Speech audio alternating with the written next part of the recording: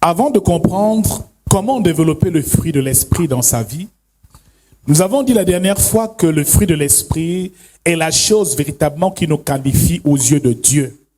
Ce que l'Éternel regarde prioritairement, c'est le fruit que nous produisons au travers du Saint-Esprit que nous avons reçu.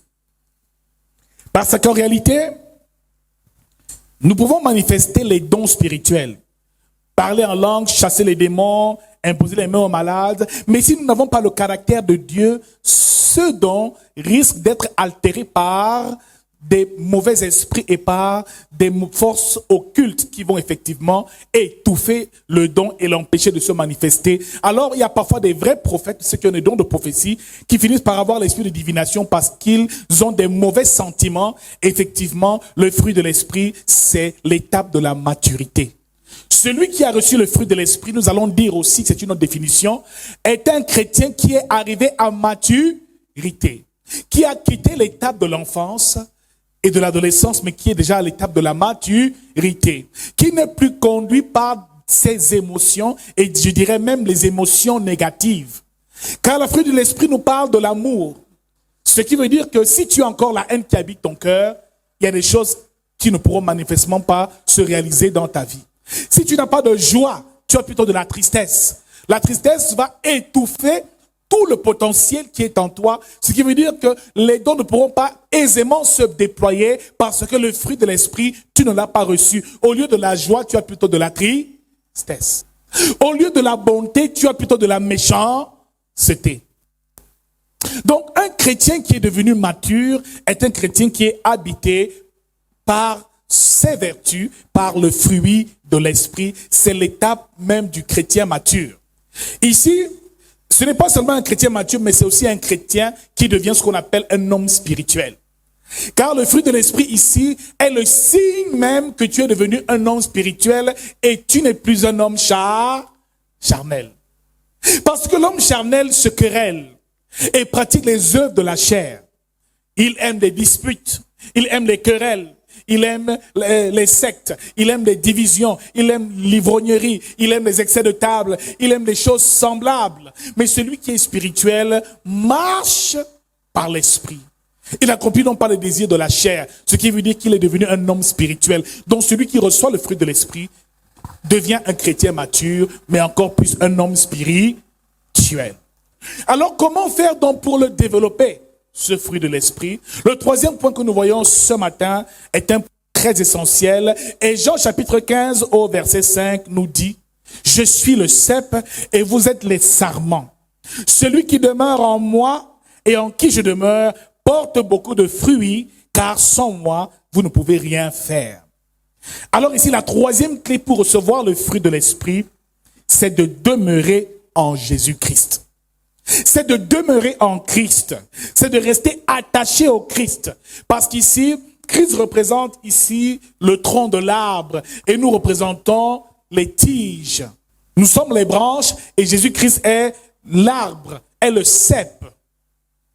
La Bible nous fait comprendre ici qu'il faut rester attaché à Jésus-Christ. Comment rester attaché à lui? En observant numéro 1, ses commandements. Et il dit, je vous donne un commandement nouveau, aimez-vous les uns les autres comme je vous ai aimé au verset 12. Donc ici, celui qui aime le prochain s'attache davantage à Jésus-Christ. Manifester de l'amour au prochain s'attache à Jésus-Christ. Bien-aimés dans le Seigneur, Jésus nous a choisis pour que nous portions du fruit. Et bien-aimé, un bon arbre produit toujours du bon fruit. Si tu es véritablement enfant de Dieu, il n'y aura pas de colère dans ta vie. Il n'y aura pas de haine dans ta vie. Il n'y aura pas de méchanceté dans ton cœur.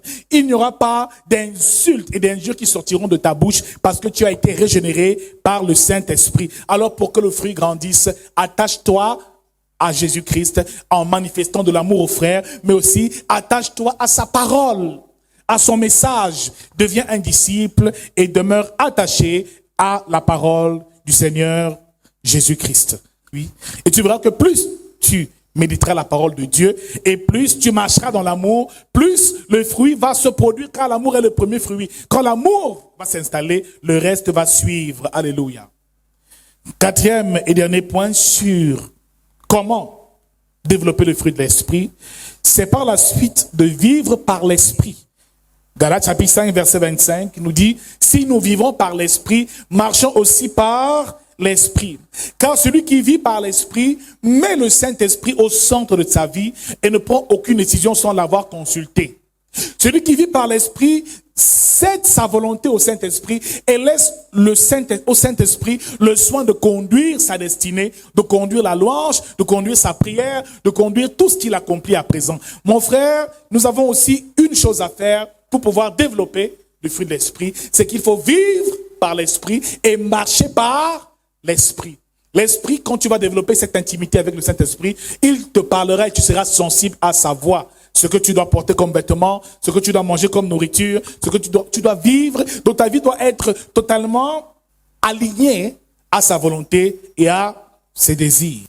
Le Saint-Esprit doit donc devenir ton ami intime, et tous les jours tu dois expérimenter la puissance du Saint-Esprit et l'intimité dans sa présence. Bien-aimé, le fruit de l'Esprit, ici nous parle de 9 vertus essentielles. Et ici, le fruit concerne premièrement notre rapport avec Dieu. Ici, notre rapport avec Dieu nous parle de l'amour, de la joie et de la paix. Ce qui veut dire les sentiments que nous devons avoir pour avoir de meilleurs rapports avec Dieu et pour que ces bénédictions toujours nous visitent et nous localisent. On commence par l'amour, la joie et la paix.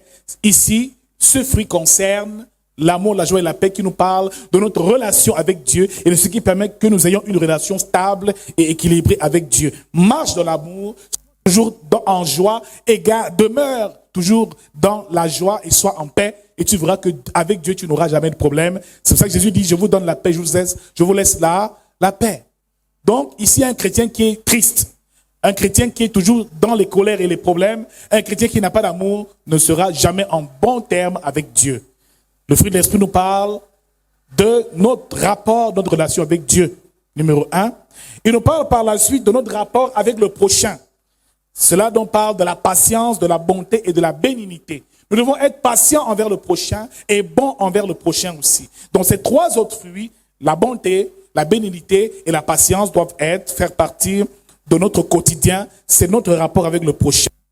Le fruit de l'esprit concerne numéro 3 aussi, notre rapport avec nous-mêmes, notre propre discipline, qui nous parle ici de la fidélité, de la douceur et de la tempérance.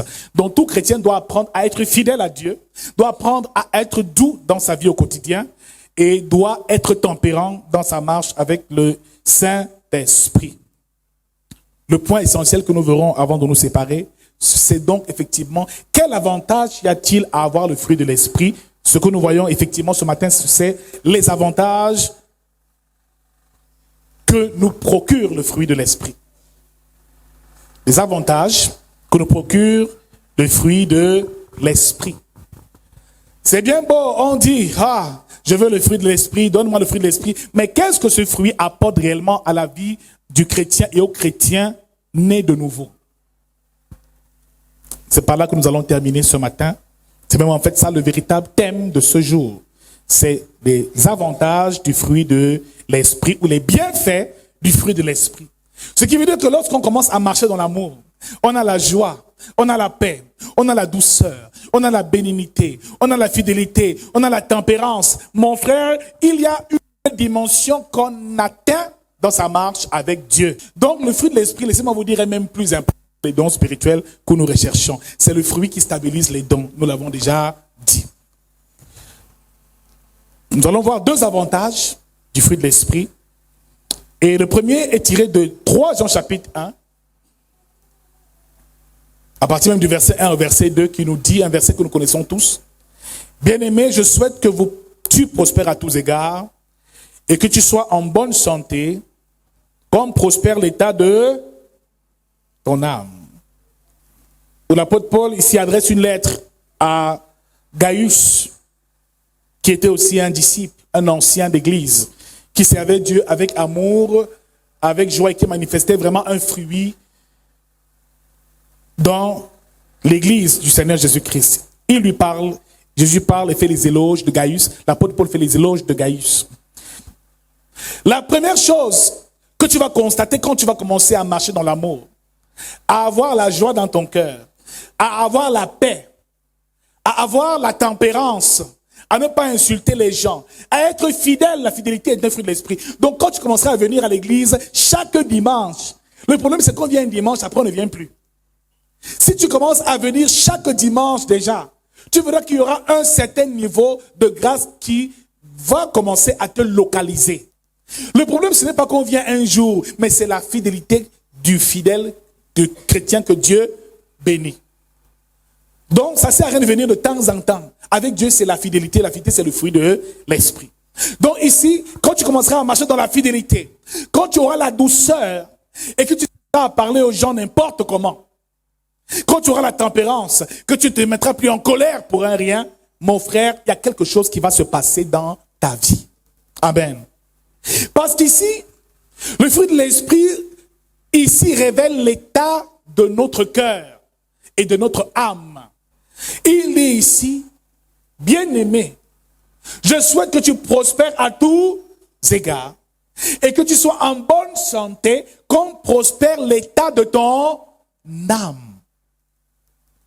Donc le fruit de l'esprit concerne notre âme. L'âme est le siège de nos émotions, de nos sentiments, de notre volonté. Le fruit de l'esprit ne concerne pas particulièrement le corps ou la chair. Mais le fruit de l'esprit ici, c'est effectivement ton âme qui est taillée à la mesure de Dieu. La première chose donc, que c'est ce fruit de l'esprit et nous accorde, numéro 1, tu écris la prospérité.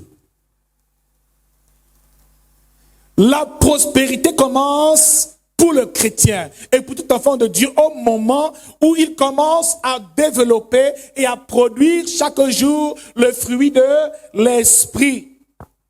La prospérité. Bien aimé, la prospérité, c'est le fait d'être comblé en tout, en toutes choses dans sa vie. C'est le fait d'être béni par Dieu pratiquement dans tous les domaines de ta vie. Bien aimé, la prospérité selon le monde n'est pas comme la prospérité selon Dieu. Pour les gens du monde, être prospère, c'est avoir de l'argent. Mais pour le chrétien, être prospère, c'est avoir la bonne santé dans tous les domaines de sa vie. La santé spirituelle, c'est un signe de prospérité. Alléluia. La santé physique est un signe de prospérité. La santé financière est un signe de prospérité. Mon frère, la prospérité ici, c'est quand Dieu te bénit et lorsqu'il bénit même les enfants de tes enfants de génération en génération. Notre père Abraham était prospère. Car quand Dieu l'a appelé, il dit, je te bénirai. Je ferai de toi une multitude. Ta postérité sera aussi nombreuse que les étoiles du ciel. Il dit, je rendrai ton nom grand. Je te bénirai. Il dira, même je maudirai ceux qui te maudissent et je bénirai ceux qui te béniront. Mon frère, ma soeur, ici, le chrétien qui veut vivre la prospérité doit faire attention à l'état de son âme. Le Seigneur nous parle ici de l'état de notre âme, mais aussi de l'état de notre cœur. Car ici, le Seigneur nous dit, faites attention aux sentiments de nos cœurs, à nos émotions au quotidien. Dès l'instant où tu commences, au lieu de la haine, à manifester plutôt de l'amour, de la compassion, et que tu pardonnes aux autres, la prospérité sera ton partage au nom de Jésus-Christ. Beaucoup de chrétiens veulent être riches, veulent être prospères dans des domaines de leur vie. Mais ils ne comprennent pas qu'il n'y a pas d'abondance et de prospérité sans le fruit de l'esprit, sans qu'on ait guéri de l'intérieur, sans que notre âme soit en accord avec la volonté de Dieu. Celui qui développe le fruit de l'esprit commence à prospérer. Tu peux être chrétien pendant 20 ans, mais si tu n'as pas d'amour dans ton cœur, si tu n'as pas de paix dans ton cœur, si tu n'as pas de joie dans ton cœur, jamais la prospérité ne va te visiter. Je souhaite que tu prospères à tous égards, que tu sois en bonne santé comme prospère l'état de ton âme. Donc ton âme doit prospérer. Plus ton âme va prospérer et va s'élever, plus la prospérité dans les domaines de ta vie vont davantage aussi être élevés. C'est de là que part le problème de beaucoup d'enfants de Dieu. Il y a donc des domaines de nos vies que nous devons travailler. Si tu reconnais en toi que tu as de la colère, sache qu'à cause de cette colère, la prospérité et les portes du ciel te seront toujours fermées. Donc prie jusqu'à ce que l'esprit de colère te quitte au nom de Jésus-Christ. Si tu es impatient, Le diable utilisera toujours l'impatience pour t'empêcher d'entrer dans ton héritage. Et voyez-vous, Moïse a libéré le peuple de Dieu. Mais la Bible déclare qu'il est allé au mont Sinaï et par la suite, ils ont fait un veau d'or. Ils ont pratiqué l'idolâtrie parce qu'ils n'ont pas su attendre. Mon frère, ma soeur, tant que tu n'as pas le fruit de l'esprit, il sera pour nous difficile de prospérer. Parce que nous prospérons comme l'état de notre âme. Plus notre âme grandit dans l'amour, plus notre âme grandit dans la douceur, plus notre âme grandit dans la paix, plus la prospérité nous visite. Mon frère, un homme qui est prospère est comme Abraham. Ses enfants sont prospères. Sa maison est prospère. Pas comme les gens du monde qui ont l'argent mais qui sont pauvres et malheureux. Alléluia. Dieu te bénit dans tous les domaines de ta vie. Je déclare que ce soit ton partage au nom de Jésus. Je déclare que durant ce séminaire, Dieu t'amènera à une dimension que tu n'auras jamais expérimentée au nom de Jésus. Qu'il nous fera prospérer comme prospère l'état de nos âmes. Donc, cesse de dire, Seigneur, bénis-moi avec le travail, bénis-moi. Change plutôt de comportement et de caractère. Change ton comportement et ta nature. Si tu veux que les choses marchent, change d'attitude et commence à développer la nature de Dieu. Mon frère, tant que tu n'as pas de douceur, il y a des choses que tu n'obtiendras jamais. Tant que tu n'apprends pas la fidélité qui est un fruit de l'esprit aussi, il y a des choses que tu n'obtiendras jamais parce que Dieu bénit ceux qui lui sont fidèles. Nous l'avons dit tout à l'heure. Tant que tu n'as pas la tempérance et que moins de choses que quelqu'un dit, ça t'émeut. Ton cœur commence à chauffer, ça t'aide à énerver. Tu es encore émotionnel, émotif. Il y a des bénédictions que tu ne pourras malheureusement jamais recevoir parce que cette chose-là, ce mauvais caractère va t'empêcher d'entrer dans ton héritage. Moïse, son problème, c'est qu'il était colérique. Alors Dieu donne une instruction à Moïse. Au lieu de parler au rocher, Moïse frappe violemment le rocher parce qu'il est fâché. Et parce qu'il a fait cela, il n'est pas entré à la terre promise. Mon frère, il y a des choses et des domaines de nos vies que nous devons travailler. Il dit à quelqu'un, travaille ton caractère. Il dit, change ta nature. Cesse d'être toujours émotif. Cesse de te mettre toujours en colère. Il y en a qui ne supportent pas ça. Un chrétien n'est pas émotif comme ça. Juste une parole, tu n'es plus à l'aise, ton cœur c'est grave. La sœur ne peut même plus prier. Maman, dans cet état-là, tu veux que Dieu te bénisse? Mais ça, c'est grave. Il y a des chrétiens qui sont à l'église mais qui sont encore orgueilleux. Hein? La sœur dit, on ne me parle pas comme ça. Pourquoi c'est à moi qu'on demande de faire le ménage à l'église? Ils m'ont regardé. Je suis quand même chef d'entreprise. J'ai un salaire de 300 000. Je peux même payer une ménagère pour faire le ménage. Le pasteur Mendex me dit de faire le ménage par rapport à quoi? Alléluia. Mais est-ce que tu te rends compte que maman pasteur me demande de faire le protocole? Est-ce que tu te rends compte? Mais elle est ma petite sœur, hein? Je suis une maman. Dis avec moi l'orgueil. Tant que tu développeras une telle chose, ma sœur, tu vas taper poteau ici. 1 an, tu es toujours là. 2 ans, toujours là. 3 ans, toujours là. Il faut qu'on dise la vérité à l'église. Ce qui fait prospérer, ce n'est pas l'imposition de main. C'est que l'évangile qui est prêché là t'amène à changer ton cœur. Et à ressembler plus à Dieu. Alors toi qui aimais toujours garder les gens dans ton cœur, tu commences à pardonner à ceux qui t'offensent. Tu commences à prier pour ceux qui te maltraitent. Tu commences à aimer même ceux qui te veulent du mal et à intercéder pour eux. C'est à ce moment-là que le ciel sera toujours ouvert. Il y a des sœurs et des frères. Lorsqu'il y a un petit problème comme ça, le visage est attaché. La tristesse, ça se voit, c'est visible. Tu sais quand elle a l'argent et quand elle n'a pas d'argent. Le jour là, tu vois la sœur, tu sens que là, ça ne va pas.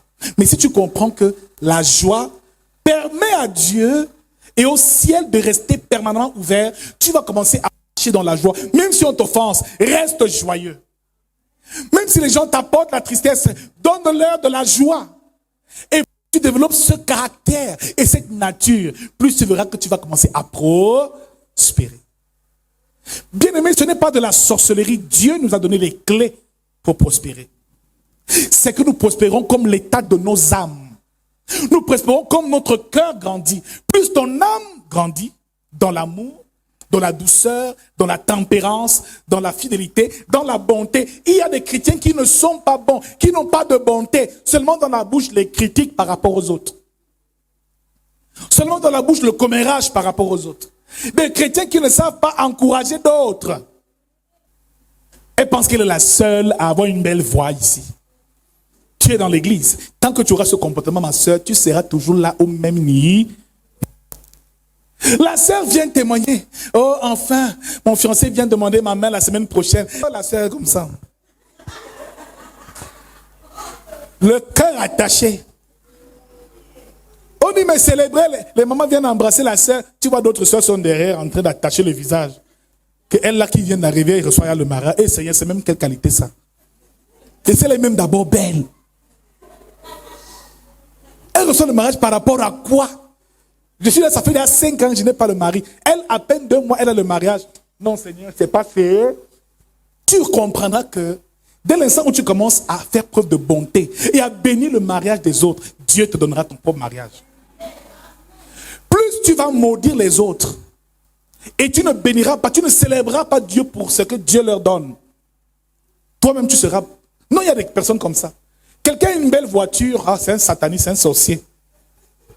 Il n'est pas simple, tu crois qu'il est simple? Parle toujours comme ça, la galère va te tuer. Alléluia. Apprends à te réjouir avec les autres. Réjouis-toi du bonheur des autres. Alléluia. Et tu vois une soeur toujours là, elle va rendre visite au bébé d'une autre soeur. Aïe, maman, j'ai vu le bébé. Le bébé là, elle est, maman. Le bébé là, elle est. Tu es même sûr que c'est son père? Toute la vie, elle insulte les bébés des... Le jour où sa part doit venir, c'est les problèmes. Il y a une qui a accouché l'autre, l'enfant, après, avait 7 ans, il n'avait pas grandi, toujours comme ça. Elle était obligée de cacher l'enfant à la maison parce que son enfant était laid. Elle a trop insulté les bébés des autres. Donc, il faut toujours développer ce sentiment. Quand ton frère est béni, réjouis-toi avec lui. Bénis Dieu pour lui. C'est le meilleur moyen pour toi pour que Dieu te bénisse aussi à ton tour. La plupart des sœurs qui sont dans le célibat là, rassure-toi que tu n'as pas murmuré contre le foyer d'une autre personne. Si c'est ton cas, pardon, répands. Parce que la Bible nous dit, non. La Bible nous dit que le mariage soit honoré de tous et le lit conjugal exempt de toute souillure. Donc toute personne qui s'attaque au mariage de quelqu'un et qui parle du mariage d'un autre, ma sœur, se ferme les portes de son propre mariage. Donc dès l'instant où tu comprends ça, quelqu'un est content, sois content avec lui. Quelqu'un a une bonne nouvelle, réjouis-toi. Prie même pour que Dieu le bénisse d'avant. Et tu verras comment ton ciel demeurera ouvert et la prospérité va t'accompagner. Le problème, c'est qu'on a souvent des cœurs noirs. On est enfant de Dieu, mais au fond, notre cœur, notre nature n'a pas changé. On envie toujours les autres. On désire ce que les autres ont. On a toujours le désir de posséder ce que l'autre a. Elle a un bon mari, bénis le Seigneur pour son mari. Ne prie pas pour qu'elle tombe malade et meure pour prendre son mari. Parfois, c'est de la sorcellerie dans certaines églises. Hein. Je me souviens à l'église à Douala, dans une église à Douala, il y avait un pasteur qui était très beau. Ah, des cadeaux. Les jours, les sœurs, papa prie pour moi, papa prie pour moi. Ah. Toujours au bureau, papa prie les cadeaux. Un jour, les sœurs, c'était près de 10. Chacune a dit que le pasteur là, c'est son mari. On va jeûner et prier pour que sa femme meure. Amen. Dis avec moi que ça n'arrive jamais au nom de Jésus-Christ. Mon frère, il y a des personnes qui font des prières même diaboliques. Parce qu'elles sont devenues enfants de Dieu, mais leur cœur, leur nature, leur caractère n'a pas changé. Aussi longtemps que tu es enfant de Dieu, né de nouveau, rempli du Saint-Esprit à l'église, et que ta nature ne change pas, ta vie ne changera pas non plus. Le Seigneur ne fait pas la magie. Ta prospérité est liée à la prospérité de ton âme. Ton élévation est liée à l'élévation de ton état de cœur. Plus tu deviens une personne bonne envers les autres, plus Dieu te bénira au nom de Jésus-Christ. La tempérance. La tempérance. Il y a des sœurs ici, dès que tu dis seulement A, elle est derrière A, B, elle est à Z. Elle est prête à bagarrer, à lutter. Elle veut toujours se défendre, avoir raison. Elle cherche toujours. Tant que tu as encore ce genre de caractère-là, Dieu ne peut pas te bénir parce qu'il sait que ça, là, tu vas détruire. Ça va se révéler un jour et ça va causer des troubles. Alors si tu es il y a encore un peu d'orgueil en toi comme ça, ma soeur, prie pour que Dieu t'en délivre au nom de Jésus. Parce que si Dieu te donne un peu d'argent, c'est grave. On ne va plus respirer dans cette église. Parce qu'il y a certaines sœurs là, si elles sont bénies, nous sommes tous foutus. Elle va vouloir mettre tout le monde à ses pieds. Donc travaille l'humilité. Travaille la douceur. Travaille la tempérance. Il y a des personnes, des frères, ils n'aiment même encore rien, mais la façon dont ils parlent, ils marchent, tu te demandes le type, si on lui donne seulement un peu, c'est grave. Alléluia. Moi, j'ai rencontré des frères comme ça. Il dit, bonjour frère, ça va? Oui, ça va. Et je dis, hey, c'est l'avantage, si tu es même encore au chômage. Tu es encore chez tes parents, tu ne loues même pas encore. Mais la façon dont tu marches même déjà, on sent que tu te sens tellement. Si tu as cette attitude-là, mon frère, Dieu te fera attendre. Parce que le temps que tu attends, c'est parce qu'il sait que tu n'es pas encore prêt pour la bénédiction. Beaucoup ne sont pas encore bénis et prospèrent pas parce qu'ils ne sont simplement pas encore prêts. Dieu veut encore te donner la forme qu'il faut. C'est pour ça qu'il brise certaines personnes. Il te fait avoir la douceur en te brisant. Mais je déclare que la prospérité te visite au nom de Jésus-Christ. La prospérité est donc notre héritage. Deuxième et dernier point, comme avantage, la santé. Donc ici, celui qui reçoit le fruit de l'esprit prospère à tous égards et reste et demeure en bonne santé. Il y a des personnes qui sont malades, qui tombent malades simplement parce qu'elles n'ont pas pu pardonner à quelqu'un qui les a offensés. La rancune, les rancœurs, l'amertume, la jalousie, la colère, ça rend malade. Toute mauvaise nature produit en toi la maladie. Certains ont mal à l'estomac, les cirrhoses de foie, toutes ces choses-là détruisent. Donc, plus tu vas développer le fruit de l'esprit, plus tu seras en bonne santé. Donc, vide ton cœur de la colère, de la haine, de la méchanceté, de la tristesse, de la colère. Tous ces sentiments empêchent d'être en bonne santé. Mon frère, il dit, garde ton cœur plus que toute autre chose. Veille sur ton cœur, parce que c'est du cœur que coulent les sources de la vie. Proverbe chapitre 17, verset 22 nous dit, un cœur joyeux est un bon remède, mais un esprit abattu dessèche les eaux. Donc, la tristesse, l'amertume, la jalousie, le ressentiment, la colère, la rudesse, ça finira par te rendre malade. Pour être en bonne santé, développe chaque jour le fruit de l'esprit. Ça donne la prospérité et ça donne la santé. Que tu sois en bonne santé et que tu prospères comme l'état de ton âme. Proverbe 15, verset 15. Tous les jours du malheureux sont mauvais, mais le cœur content est un festin perpétuel. Nous sommes parfois responsables de notre pauvreté et de nos échecs. Nous sommes parfois responsables de nos problèmes de santé. Parce qu'un chrétien, lorsqu'il a le fruit de l'esprit, reçoit en héritage la bonne santé. Je prophétise que la bonne santé soit ton partage au nom de Jésus-Christ. Que le Seigneur te fasse prospérer à tous égards et fasse prospérer ton âme au nom de Jésus-Christ. Dis avec moi ce matin, j'annule la tristesse. J'annule la jalousie. Je chasse la méchanceté. Je chasse les rancœurs, les rancunes, tout sentiment qui n'honore pas Dieu. Et cela me fera prospérer au nom de Jésus-Christ. Alléluia. Après ce matin, tu vas vivre la prospérité dans tous les domaines de ta vie au nom de Jésus-Christ.